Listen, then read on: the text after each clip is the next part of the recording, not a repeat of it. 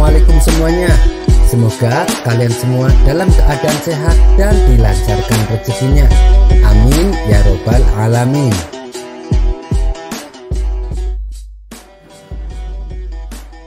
Suatu saat Abu Nawas menjahili Baginda Raja. Namun sifat usilnya kali ini bisa terbilang kelewat batas, sebab Baginda Raja hampir saja kehilangan nyawanya. Akibatnya, Baginda Raja menjadi sangat murka dengan ulah Abu Nawas ini. Sebenarnya perbuatan Abu Nawas semata-mata hanya ingin membalas atas perlakuan Baginda Raja kepadanya. Karena bukan sekali dua kali, Abu Nawas juga hampir celaka karena perbuatan usil Baginda Raja. Saat ini, Baginda Raja diselimuti amarah yang sangat memuncak. "Cari Abu Nawas, tangkap dan bawa ke sini," titah Baginda Raja. Beberapa pengawal kerajaan langsung berangkat menuju rumah Abu Nawas. Sesampainya di sana, para pengawal ini langsung menangkap Abu Nawas dengan kasar. "Apa-apaan ini? Apa salah saya?" tanya Abu Nawas ketakutan. "Kami diperintah raja untuk menangkapmu. Kalau kamu menolak, kami tetap akan membawamu dengan cara paksa," jawab para pengawal. Abu Nawas pun hanya bisa pasrah. Ia kemudian digiring ke istana dan dihadapkan kepada Baginda Raja. "Ampun Paduka yang mulia, kenapa saya diperlakukan kasar begini?" tanya Abu Nawas. "Kamu jangan pura-pura tidak tahu. Kamu telah membuat saya murka. Perbuatan usilmu kemarin hampir saja membuat saya mati. Kamu keterlaluan dan sangat kurang ajar," jawab Baginda Raja penuh emosi. "Maafkan saya Paduka yang mulia, saya hilaf," balas Abu Nawas. "Saat ini sudah tidak ada maaf bagimu. Kamu harus dihukum mati," bentak Baginda Raja. "Lalu dengan cara apa saya dihukum mati Paduka? Dipancung atau digantung?" tanya Abu Nawas. Bukan dengan cara seperti itu. Karena hukuman seperti itu hanya jadi bahan lelucon bagimu," balas Baginda Raja bertambah emosi. Abu Nawas menangkap keseriusan pada diri Baginda Raja. "Sepertinya Paduka tidak main-main. Ia terlihat sangat marah padaku," pikir Abu Nawas. Bahkan semua para menteri dan prajurit menundukkan kepalanya. Tak ada yang berani menatap Baginda Raja. "Hai pengawal, masukkan Abu Nawas ke dalam kandang singa," teriak Baginda Raja memecahkan keheningan. Para menteri dan segenap prajurit terkejut mendengar perintah tersebut. Karena walau bagaimanapun, Abu Nawas adalah sosok yang baik, sering berjasa mengungkap kasus-kasus di dalam istana yang sulit terpecahkan. Mereka tidak sampai hati bila melihat Abu Nawas tewas mengenaskan diterkam oleh seekor singa yang buas. Tapi karena ini adalah titah Baginda Raja, tidak ada seorang pun yang berani menentangnya. Lalu salah seorang penasehat istana berkata, "Ampun Paduka yang mulia, apakah tidak berlebihan hukuman yang Paduka berikan? Bukankah lebih baik bila Abu Nawas dihukum penjara saja?" ujar penasehat istana mencoba membela Abu Nawas. "Kalau kamu tidak suka dengan keputusanku, kamu boleh ikut dengan Abu Nawas," hardik Baginda Raja. Sang penasehat istana hanya terdiam. Ia tak berani membantahnya. Sementara Abu Nawas tertunduk lesu mendengar keputusan tersebut. Tubuhnya langsung lemas dan gemetaran. Namun ketika dirinya hendak dimasukkan ke dalam kandang singa, Abu Nawas berkata, "Ampun Paduka yang mulia, hamba ikhlas menerima hukuman ini dan hamba sudah pasrah. Tapi berilah waktu hamba 3 bulan. Hamba ingin agar di akhir kematian hamba disibukkan oleh amal ibadah," pinta Abu Nawas. Sejenak Baginda Raja terdiam. Tidak berapa lama, kemudian Baginda Raja berkata, "Baik, aku kabulkan permintaanmu. Tapi selama itu pula, kamu harus hidup dalam penjara dan kamu dilarang menemui keluargamu," balas Baginda Raja.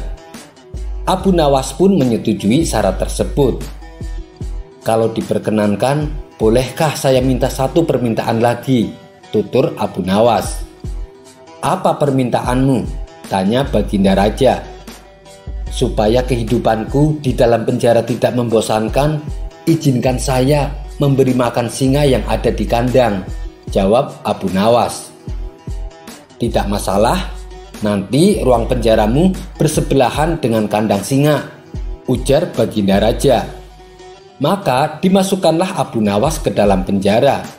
Di bulan pertama, Abu Nawas menghabiskan waktunya dengan beribadah. Sedangkan tiap pagi dan sore waktunya ia habiskan untuk memberi makan singa.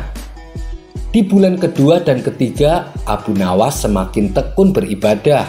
Ia juga semakin rajin memberi makan singa. Abu Nawas memperlakukan singa itu layaknya seorang sahabatnya. 3 bulan pun berlalu, dan tibalah saatnya bagi Abu Nawas untuk menjalani hukuman. Atas perintah Baginda Raja, beberapa pengawal istana memasukkan Abu Nawas ke kandang singa. Sementara para menteri yang ikut menyaksikan merasa iba dengan nasib Abu Nawas. Tapi tiba-tiba terjadi peristiwa yang tidak terduga. Saat Abu Nawas berada di dalam kandang singa, singa tersebut tidak menerkamnya. Yang ada justru singa itu menjilati kaki dan tangan Abu Nawas. Abu Nawas pun membalasnya dengan mengelus-elus tubuh dan kepala singa. Singa yang terkenal buas ini mendadak tunduk dan nurut kepada Abu Nawas. Sontak saja pemandangan ini membuat mereka yang hadir menjadi terkejut dan heran. Bahkan beberapa menteri saling berbisik. "Abu Nawas ternyata punya kesaktian," ujar salah satu dari mereka. Karena sang singa tak mau menerkam Abu Nawas, akhirnya Abu Nawas pun dikeluarkan dari kandang dan disuruh menghadap Baginda Raja. "Hei Abu Nawas, kenapa singa itu tidak mau memakanmu? Kamu punya kesaktian?" tanya Baginda Raja. "Sama sekali saya tidak punya kesaktian, Paduka," jawab Abu Nawas. "Tapi kenapa singa itu tidak mau memakanmu?" tanya Baginda Raja kembali. "Begini Paduka yang mulia, selama 3 bulan ini saya rutin memberi singa itu makan dan minum, dan saya juga memperlakukan dia dengan baik. Oleh sebab itulah saya tidak dimangsanya, sebab ia pikir saya adalah orang yang berjasa bagi dia. Padahal hanya 3 bulan saya memperlakukan dia dengan baik. Dia memang seekor singa yang buas, tapi dia tahu balas budi. Buktinya dia tidak memangsaku. Sedangkan Paduka sendiri, bertahun-tahun saya mengabdi kepada Paduka dan berjasa bagi istana ini. Tapi hanya karena satu kesalahan, Paduka begitu tega menjatuhkan hukuman mati kepada saya," tutur Abu Nawas menjelaskan. Mendengar hal itu, Baginda Raja pun menyadari akan kesalahannya. "Maafkan aku Abu Nawas, saya telah berbuat khilaf. Baiklah, sekarang kamu boleh pulang. Dan ini ada hadiah uang untukmu dan keluargamu. Terimalah sebagai rasa terima kasihku karena telah menyadarkanku," ujar Baginda Raja. Berkat kecerdikan Abu Nawas, ia kembali lolos dari hukuman mati. Kisah selanjutnya. Diceritakan ada seorang saudagar kaya mempunyai kolam yang airnya sangat dingin. Konon tidak seorang pun yang tahan berendam di dalamnya berlama-lama, apalagi hingga separuh malam. Saudagar itu pun membuat sayembara. Siapa yang berani berendam semalam di kolamnya akan diberi hadiah sebanyak 10 dinar. Ajakan tersebut mengundang banyak orang untuk mencobanya, namun tidak ada yang mampu bertahan, paling lama sampai jam 12 malam. Pada suatu ketika, ada seorang pengemis mendatangi rumah saudagar itu. "Tuan, berilah hamba sedekah," ucap si pengemis. "Bagaimana kalau kamu mengikuti sayembara saja yang sedang saya adakan?" sahut saudagar kaya. "Kalau kamu lolos, kamu bisa pulang membawa uang banyak, yaitu 10 dinar. Yang perlu kamu lakukan hanya berendam di kolamku dari malam sampai pagi. Bila kamu bertahan, berarti kamu menang." Kemudian si pengemis mencelupkan kedua tangan dan kakinya ke dalam kolam. "Air kolam ini dingin sekali," kata si pengemis dalam hati. "Baiklah tuan, akan kucoba," jawab si pengemis. "Kalau begitu, nanti malam kamu bisa berendam di situ," kata si saudagar. Pada malam harinya, si pengemis datang lagi ke rumah saudagar kaya untuk menerima tantangannya. "Sekarang sudah jam 8 malam. Silahkan kamu berendam di dalam kolam itu. Tapi kamu tidak boleh keluar sebelum jam 6 pagi, ucap saudagar kaya itu. Masuklah si pengemis ke dalam kolam. Menjelang tengah malam, ia pun mulai merasakan kedinginan sampai tidak tahan lagi dan ingin rasanya keluar. Tetapi karena mengharap hadiah 10 dinar, ditahannya maksud itu sekuat tenaga. Ia kemudian berdoa kepada Allah agar airnya tidak terlalu dingin. Ternyata doanya dikabulkan. Ia tidak merasa kedinginan sama sekali. Kira-kira sekitar jam 2 pagi, anak si pengemis datang menyusul. Ia khawatir jangan-jangan bapaknya mati kedinginan. Namun hatinya sangat gembira ketika melihat bapaknya masih hidup. Kemudian ia pun menyalakan api di tepi kolam dan menunggunya sampai pagi. Waktu sudah menunjukkan jam 6 pagi. Si pengemis langsung keluar dari kolam dan buru-buru menemui si saudagar untuk meminta upahnya. Namun saudagar itu menolak membayar. "Aku tidak mau membayar karena anakmu membuat api di tepi kolam. Wajar saja bila kamu tidak kedinginan." Si pengemis tidak mau kalah. "Panas api itu tidak sampai ke badan saya, Tuan. Selain apinya jauh, saya kan berendam di dalam air. Masa iya api bisa masuk ke dalam air?" "Aku tetap tidak mau membayar upahmu," kata saudagar itu ngotot. "Sekarang terserah kamu sajalah. Mau melapor atau berkelahi denganku?" tantangnya. Dengan perasaan kecewa, pengemis itu pun pulang ke rumah. Sudah kedinginan setengah mati, tapi tidak mendapatkan upahnya. Keesokan harinya, ia pun datang ke istana untuk mengadukan penipuan itu kepada seorang hakim. Hakim itu malahan membenarkan sikap saudagar kaya tersebut. Lantas ia berusaha mengadu ke pejabat istana lainnya. Namun ia tetap saja disalahkan juga. "Kemana lagi aku mengadukan nasibku ini?" kata si pengemis dengan nada putus asa. Terpaksa ia kembali pulang dengan harapan kosong. Di sepanjang perjalanan ia terus menangisi nasibnya. "Hei Pak Tua, kenapa kau terlihat murung? Padahal cuacanya sedemikian cerah." Tiba-tiba seseorang menegur si pengemis. Ternyata orang itu adalah Abu Nawas. "Memang benar, hamba sedang dirundung malang, Tuan," jawab si pengemis. Lantas ia pun menceritakan musibah yang menimpa pada dirinya. "Oh, jadi itu penyebabnya," tukas Abu Nawas. "Insya Allah aku dapat membantumu menyelesaikan masalahmu. Besok datanglah ke rumahku dan lihatlah caraku. Niscaya kamu menang dengan izin Allah." "Terima kasih banyak Tuan, hanya Tuan yang bersedia menolongku," kata si pengemis dengan mata berbinar. Lantas keduanya pun berpisah. Abu Nawas yang rencananya akan pulang ke rumah mengurungkan niatnya. Ia memutuskan untuk datang ke istana menghadap sang raja. "Apa kabar hai Abu Nawas?" sapa Baginda begitu melihat kehadiran Abu Nawas. "Ada keperluan apa datang kemari?" "Alhamdulillah, kabar saya baik yang mulia," jawab Abu Nawas. "Jika tidak keberatan, Baginda saya undang ke rumah sebab saya punya hajat." "Kapan waktunya? Beritahu aku pasti akan datang," sahut Baginda Raja. "Hari Senin jam 7 pagi tuanku," jawab Abu Nawas. "Baiklah, nanti hari Senin aku datang ke rumahmu." Sepulangnya dari istana, Abu Nawas melancarkan misi yang kedua. yaitu mendatangi rumah saudagar yang punya kolam. Setelah itu, Abu Nawas pergi ke rumah hakim dan pembesar-pembesar lainnya yang pernah dihubungi oleh si pengemis.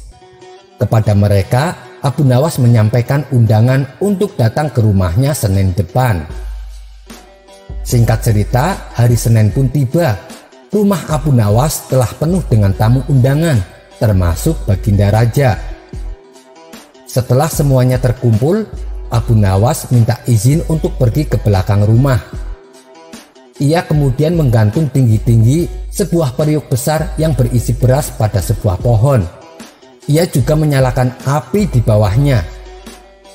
Tunggu punya tunggu, Abu Nawas masih saja di belakang rumah. Maka Baginda pun memanggil Abu Nawas. "Hai Abu Nawas, nasinya sudah masak belum?" Ia pun menjawab, "Tunggulah sebentar lagi Baginda." Baginda pun bersabar dan duduk kembali. Namun ketika matahari telah sampai ke ubun-ubun, ternyata Abu Nawas tak juga muncul di hadapan para tamu.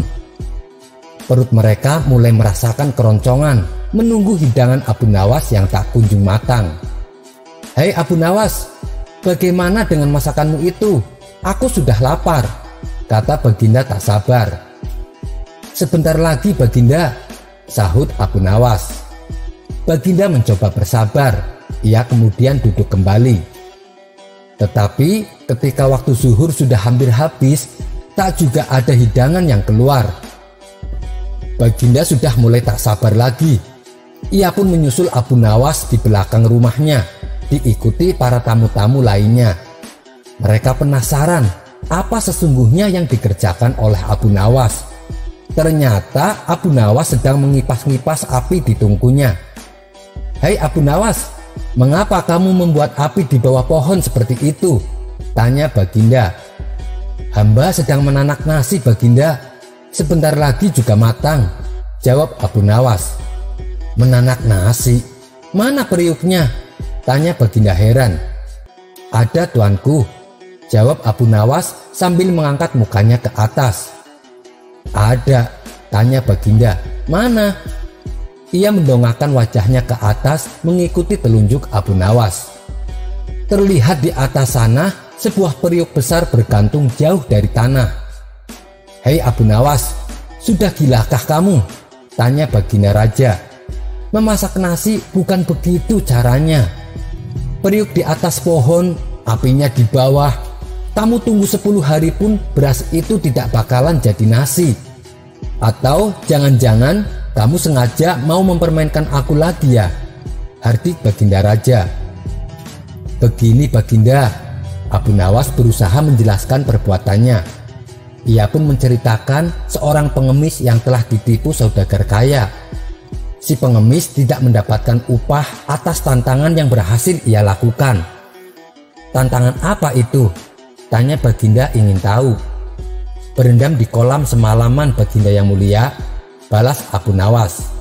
"Tapi sayang, saudagar kaya itu mengingkari janjinya. Alasannya anak si pengemis membuat api yang jaraknya jauh dari pinggir kolam. Apakah masuk akal api itu bisa menghangatkan si pengemis yang sedang berendam di kolam? Tapi saat si pengemis meminta keadilan kepada hakim dan para pejabat istana, mereka malah membenarkan sikap saudagar kaya itu.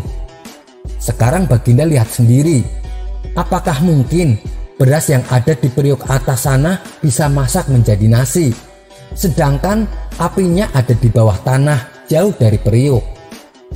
Baginda Raja menjawab, "Boro-boro bisa menjadi nasi, airnya jadi panas saja tidak mungkin." "Nah, itulah maksud perbuatan hamba Paduka yang mulia," ujar Abu Nawas. "Hamba hanya meminta keadilan untuk si pengemis itu.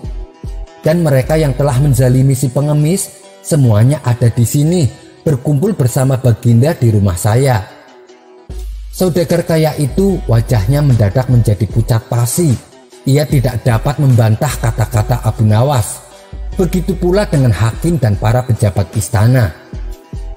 "Sekarang begini saja," kata Baginda Raja. "Saudagar itu harus membayar si pengemis 10 kali lipat, yaitu 100 dirham. dan dihukum selama 1 bulan karena telah berbuat salah kepada orang miskin. Sementara hakim dan para pejabat istana yang terlibat masing-masing dihukum 4 hari karena berbuat tidak adil dan menyalahkan orang yang benar. Begitulah cara unik Abu Nawas dalam menyelesaikan persoalan. Si pengemis pun berterima kasih kepada Abu Nawas karena ia bukan hanya mendapat 10 dinar melainkan 100 dinar, 10 kali lipat dari jumlah yang tak ia duga. Kisah selanjutnya. Pada suatu ketika, negeri Baghdad sedang mengalami masa paceklik. Pertanian banyak yang gagal. Usaha para pedagang di pasar juga mengalami sepi akan pembeli. Tentu saja hal ini sangat mempengaruhi kondisi ekonomi rakyatnya. Banyak warga yang mengalami kesusahan, tak terkecuali Abu Nawas. Ia dan istrinya kadang terpaksa harus berpuasa karena tidak ada makanan di rumahnya. Hingga pada suatu ketika, Abu Nawas pergi jalan-jalan ke pasar untuk menghilangkan rasa jenuhnya. Setelah mondar-mandir ke sana kemari, tiba-tiba Abu Nawas menemukan kantong hitam berisi uang. Maka diambillah kantong hitam tersebut untuk dibawanya pulang dan langsung ditanam ke dalam tanah. Abu Nawas terus merenung sepanjang malam. Pikirannya galau dan bertanya-tanya, apakah uang di dalamnya akan diambil atau tidak. Hatinya berpikir untuk mengambilnya karena keluarganya sedang mengalami kelaparan. Namun ia teringat terus bahwa memakan harta yang haram bisa mendapatkan siksa kubur dunia dan di akhirat. Akan tetapi dirinya juga teringat akan hadis Nabi yang berbunyi, bila Allah memberimu hadiah tanpa kamu minta, maka terimalah hadiah itu, jangan kamu tolak. Kemudian infakkanlah harta itu. Ketika mengingat hadis tersebut, Abu Nawas berkata kepada dirinya sendiri, sungguhkah ini hadiah dari Allah? Dan hadiah itu bagi orang yang menemukan uang tersebut. Namun hal itu tidak menjadikan Abu Nawas untuk membuka kantong temuannya. Dia masih menunggu, barangkali pemiliknya akan datang. Hari pun berlalu, dan ketika ia kembali jalan-jalan di pasar, Abu Nawas mendengar seorang lelaki saudagar kaya sedang mengumumkan bahwa kantongnya hilang. Wahai para penduduk Baghdad, barang siapa yang menemukan kantong hitam berisi uang 1000 dinar, maka kembalikanlah dengan jaminan dari Allah. Mendengar hal tersebut, Abu Nawas lalu mendekati lelaki tersebut dan berkata, wahai tuan, negeri kami sedang mengalami masa paceklik. Banyak di antara kami yang hidup dalam kemiskinan. Seumpama uang Anda ditemukan oleh orang yang sedang mengalami kesusahan, maukah tuan memberi sedikit uang secara halal? Ucap Abu Nawas. Berapa yang diinginkannya? Tanya lelaki saudagar kaya. 1/10 tuan, artinya 100 dinar, jawab Abu Nawas. Saudagar itu dengan tegas menolaknya dan berkata, aku tidak akan memberikannya sedikit pun. Jika ia tidak mengembalikannya kepadaku, maka di akhirat nanti akan kutuntut di hadapan Allah. Mendengar perkataan tersebut, Abu Nawas segera kembali ke rumahnya. Abu Nawas lantas bercerita kepada istrinya bahwa ia sudah menemukan pemilik kantong uang tersebut. Apa yang harus kulakukan? Apakah aku harus mengembalikan uang itu? Tanya Abu Nawas. Mendengar hal itu, istrinya tampak agak marah dan berkata, aku dan anak-anakmu telah menderita kemiskinan bersamamu selama 50 tahun. Bahkan saat ini kita hanya mempunyai satu pakaian, dan itu dipakai secara bergantian untuk mengerjakan sholat. Selama hidup kita belum pernah makan buah dan daging. Datangilah pemiliknya dan desaklah ia agar dia mau memberikannya 1/10 dari uangnya itu. Jika ia tidak setuju, maka mintalah 1/100-nya. Tapi jika masih tidak setuju, maka mintalah 1/1000-nya. yang berarti menerima 1 dinar, karena 1 dinar lebih baik daripada tidak sama sekali. Mendengar penjelasan istrinya itu, Abu Nawas lalu pergi kembali menemui saudagar kaya di pasar. "Tuan, sebenarnya sayalah penemu kantong yang berisi uang. Apakah Tuan bersedia membagikan sedikit uang tersebut kepada saya? Meskipun hanya 1 dinar, karena beberapa hari ini keluarga saya belum makan, Tuan," kata Abu Nawas. Namun saudagar kaya itu tetap pada pendiriannya untuk tidak membagikan uang tersebut. Maka kemudian diajaklah saudagar itu ke rumah Abu Nawas. Setibanya di rumah, Abu Nawas lalu menyerahkan kantong tersebut. "Benarkah ini kantong Tuan?" tanya Abu Nawas. "Iya, benar," jawab saudagar kaya. Kemudian lelaki tersebut membuka kantongnya dan menghitung jumlah uangnya. Jumlahnya masih tetap utuh, yaitu 1.000 dinar. Lalu saudagar kaya itu pamit pulang kepada Abu Nawas. Namun belum juga melewati pintu keluar, tiba-tiba saudagar itu berhenti dan berkata, "Wahai orang tua, aku akan menceritakan kepadamu mengenai kantong ini. Ayahku telah mewariskan kepadaku uang 3.000 dinar. Sebelum meninggal, beliau pesan kepadaku untuk membagikan sepertiganya kepada orang yang berhak menerimanya. Aku juga disuruh menjual warisan ternak dan menginfakkannya.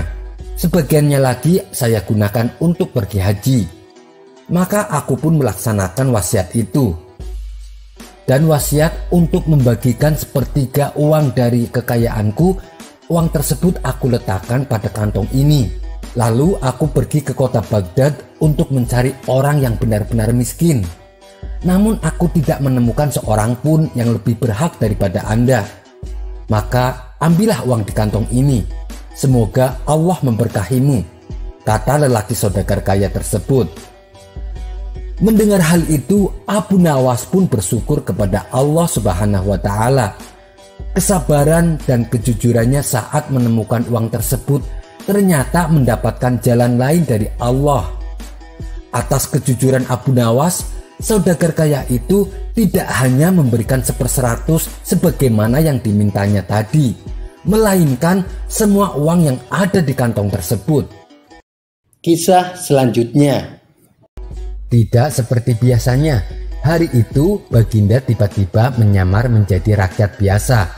Beliau ingin mengetahui kondisi rakyatnya yang sebenarnya, bukan hanya dari laporan para menterinya. Baginda mulai keluar istana dengan pakaian yang amat sederhana, layaknya seperti rakyat jelata. Ketika Baginda tiba di sebuah perkampungan, beliau melihat beberapa orang berkumpul di suatu tempat. Setelah Baginda mendekat, ternyata seorang ulama sedang menyampaikan kajian tentang alam barzah. Tak lama kemudian, ada seorang yang datang dan ikut duduk bersama jamaah. Orang itu lantas bertanya kepada sang ulama, "Wahai Syekh, saya pernah ke makam orang kafir dan mengintip kuburnya. Tapi saya tidak mendengar teriakan-teriakan ataupun melihat penyiksaan-penyiksaan yang katanya sedang dialaminya. Lalu bagaimana cara membenarkan sesuatu yang tidak sesuai dengan apa yang dilihat mata?" Dengan tersenyum ulama itu menjawab, "Untuk mengetahui yang demikian itu harus dengan panca indera yang lain. Kamu pernah duduk di samping temanmu yang sedang tidur, bukan? Kadangkala temanmu saat itu dalam tidurnya sedang bermimpi digigit ular, diganggu dan sebagainya. Temanmu juga merasa sakit dan takut ketika itu, bahkan berteriak dan lari sekencang-kencangnya. Sedangkan engkau yang duduk di dekatnya menyaksikan keadaannya seolah tidak terjadi apa-apa. Padahal apa yang dilihat serta dialami temanmu dalam mimpi sedang dikelilingi ular-ular. Maka jika masalah mimpi yang remeh saja sudah tidak mampu mata melihatnya, mungkinkah engkau bisa melihat apa yang terjadi di alam barzah?" Baginda Raja terkesan dengan penjelasan ulama itu, sehingga Baginda memutuskan untuk mengikuti pengajian tersebut sampai selesai. Kini ulama itu melanjutkan kajiannya tentang alam akhirat. Dikatakan bahwa di surga tersedia berbagai macam kenikmatan, termasuk adanya bermacam-macam perhiasan yang keindahannya tidak ada duanya di dunia ini. Salah satu perhiasan yang paling indah adalah mahkota surga yang terbuat dari cahaya. Semua perhiasan di surga tak ada yang bisa menandingi keindahannya. Saking indahnya, maka satu mahkota jauh lebih bagus dari dunia dan seisinya. Begitu pengajian selesai, Baginda Raja memilih untuk balik ke istana. Setelah sehari berlalu, Baginda masih terkesan dengan ceramah sang ulama tempo hari. Apalagi sewaktu membahas tentang mahkota surga. Betapa sangat beruntung orang yang mendapatkannya, ujar Baginda dalam hati. Saat sedang asik membayangkan mahkota surga, tiba-tiba terlintas di benak Baginda sosok Abu Nawas. Nah, ini dia kesempatan baik untuk menguji kecerdikan Abu Nawas, ucap Baginda. Prajurit, segera perintahkan Abu Nawas untuk secepatnya datang kemari. Beberapa orang prajurit dengan sigap langsung pergi menuju rumah Abu Nawas.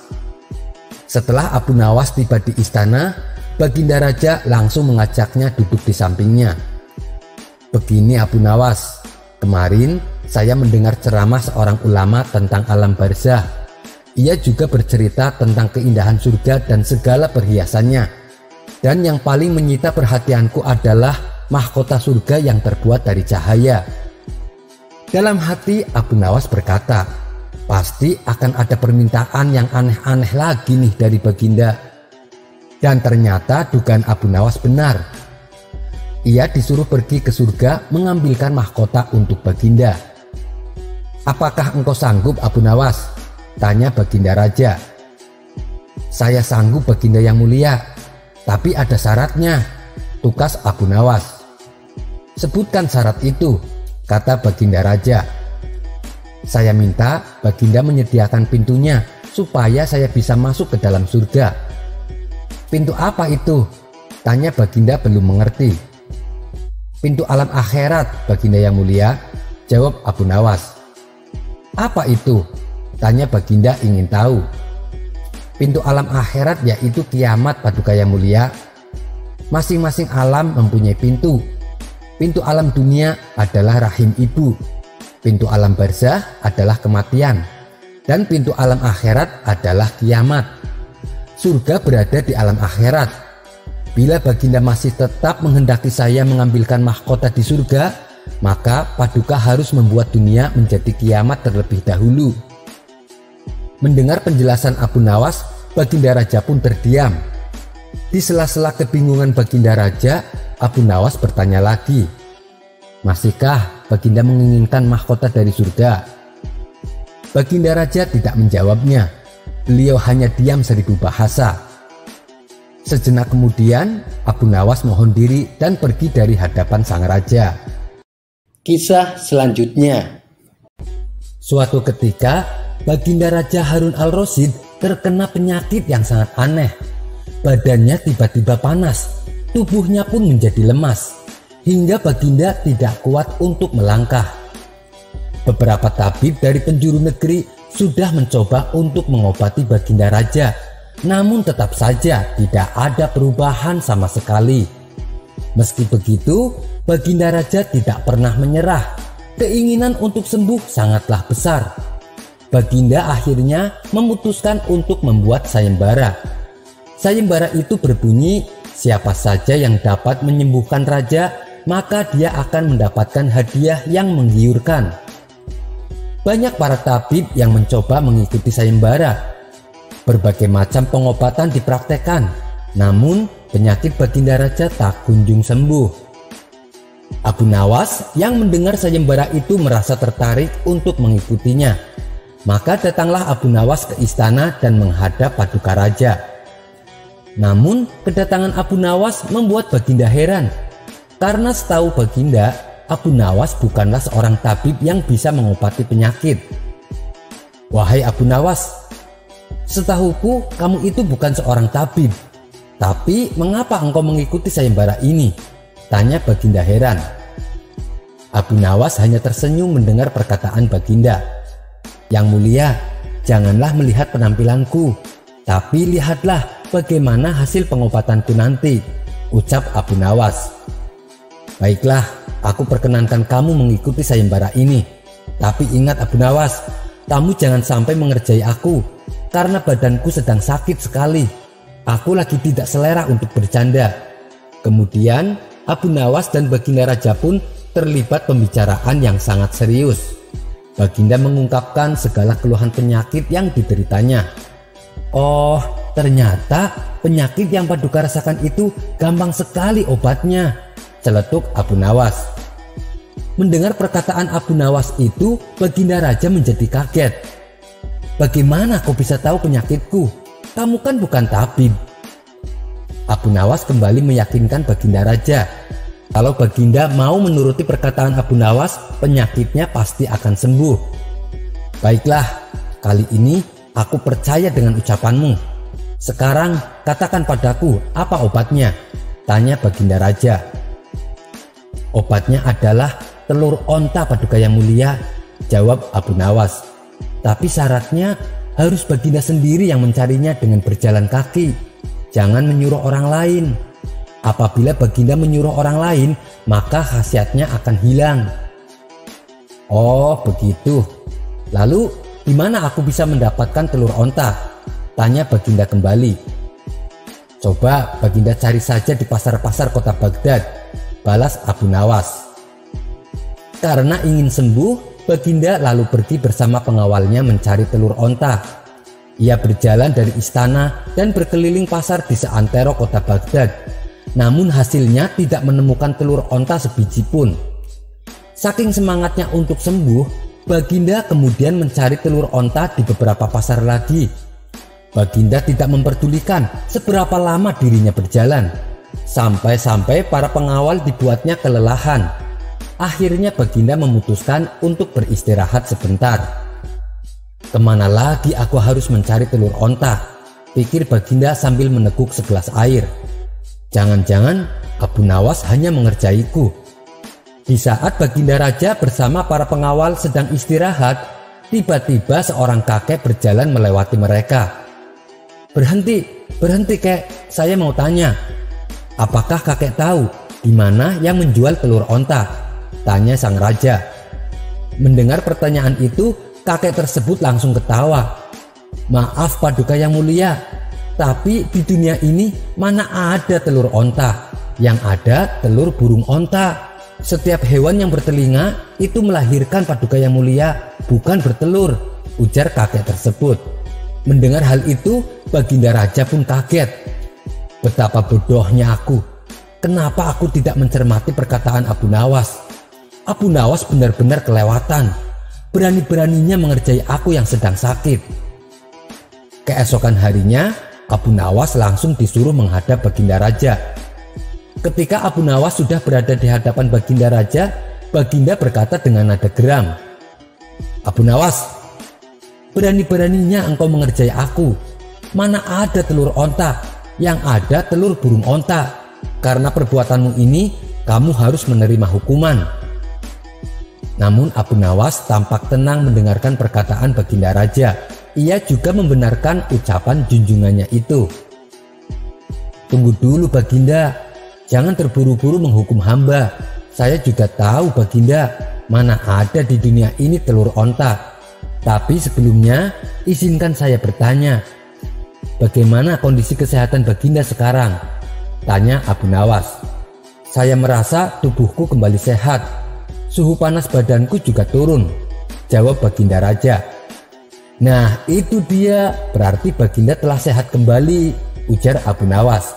Penyakit yang diderita Baginda sebenarnya adalah karena kurang bergerak. Baginda jarang olahraga tetapi banyak makan. Itulah yang membuat Baginda sakit. Mendengar penjelasan Abu Nawas, Baginda Raja pun kemudian tersadar. Perjalanan panjang yang dilakukan Baginda tempo hari membuat yang jarang bergerak menjadi bergerak. Aliran darahnya yang beku menjadi lancar kembali. Ya, memang aku sering di kamar dan jarang bergerak Abu Nawas. Aku juga banyak makan, Mungkin inilah yang menyebabkan aku menjadi sakit, sahut Baginda Raja. Karena keberhasilan Abu Nawas mengobati penyakit Baginda Raja, Abu Nawas pun diberikan hadiah untuk dibawa pulang. Sekian dulu perjumpaan kita kali ini. Sampai bertemu lagi di kisah selanjutnya. Terima kasih yang sudah subscribe dan setia menonton channel ini. Wassalamualaikum warahmatullahi wabarakatuh.